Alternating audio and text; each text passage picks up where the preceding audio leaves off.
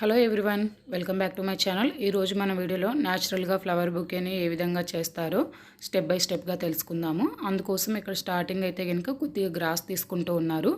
తీసుకున్నటువంటి గ్రాస్ను వచ్చేసి ఒక సీజర్ సహాయంతో కటింగ్ చేస్తున్నారు లెవెల్గా. అదేవిధంగా వచ్చేసి కాడలు కూడా లెవెల్గా కట్ చేశారు.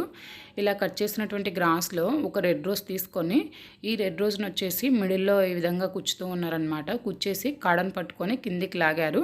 ఇలా టోటల్గా చేత్తో పట్టుకొని ఈ రెడ్ రోజ్ చుట్టూ కూడా మిగిలిన రెడ్ రోజ్ తీసుకొని ఇలా ఇవి వచ్చేసి 7 రోజెస్ ఉంటాయి. ఇలా చుట్టూ కూడా 7 రోజెస్ని సీక్వెన్స్లో 1 by 1 పెడుతూ ఉన్నారు. రెడ్ రోజ్ అంటే ఎంతమందికి ఇష్టమో కామెంట్ రూపంలో కామెంట్ ఇవ్వండి. ఇలాగ ఈ ఫ్లవర్ బుకేకి అయితే కనుక స్టార్టింగ్ ఇలా 7 రోజెస్ తీసుకొని మిడిల్లో ఒక రోజ్ పెట్టుకొని ఇలా చుట్టేసుకోవాలన్నమాట. స్టార్టింగ్ అయితే కనుక ప్లాస్టర్ సహాయంతో.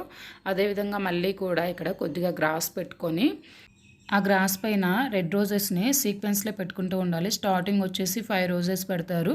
ఆ 5 రోజెస్ పైన కూడా మళ్ళీ రోజెస్ పెడతారనమాట సీక్వెన్స్లో. ఈ విధంగా 1 by 1 పెట్టుకోవడం వల్ల బుకే వచ్చేసి చాలా నీట్గా మనకి సీక్వెన్స్లో చాలా అందంగా కనపడుతూ ఉంది. ఇక్కడ చూస్తున్నారా వీడియోలో అయితే కనుక చాలా నీట్గా పెడుతూ ఉన్నారనమాట సీక్వెన్స్గా. అదేవిధంగా మళ్ళీ రోల్ చేసుకొని చేతిని ఒక 1 సైడ్ వచ్చేసి మళ్ళీ గ్రాస్ తీసుకొని ఆ గ్రాస్ పైన కూడా ఇలాగ స్టెప్ బై స్టెప్గా రోజెస్ని అయితే కనుక పెడుతూ ఉన్నారు సీక్వెన్స్లో అనమాట. ఇలా సీక్వెన్స్లో పెట్టడం వల్ల మనకి రోజెస్ అయితే కనుక చాలా బ్యూటిఫుల్గా కనపడుతూ ఉన్నాయి. ఇలా రోజెస్ అన్నిటిని కూడా ఇలా సీక్వెన్స్లో పెట్టిన తర్వాత ప్లాస్టర్తో అన్నిటిని కూడా ఇలా చుట్టేసుకోవాలన్నమాట. ఇవి వచ్చేసి ఇప్పుడు పెడుతున్నట్టయితే కనుక గోల్డెన్ రాక్స్ అంటారు. ఈ గోల్డెన్ రాక్స్ పెట్టడం వల్ల మనకి ఈ ఫ్లవర్ బుకే అయితే కనుక న్యాచురల్గా మనకైతే చాలా లుకింగ్ పరంగా చాలా బాగుంటుంది.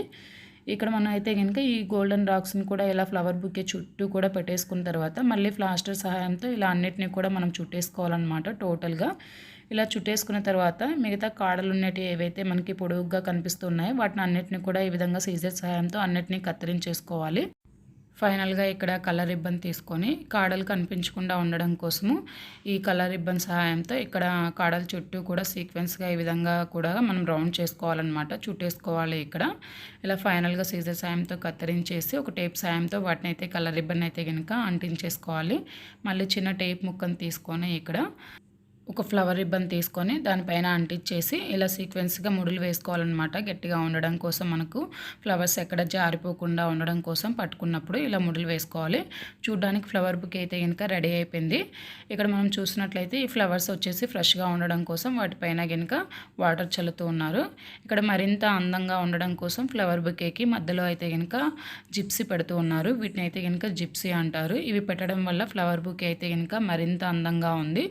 ఈ ఫ్లవర్ బుకే మీకు ఎలా అనిపించిందో కామెంట్ రూపంలో కామెంట్ ఇవ్వండి. Thank you for watching my channel.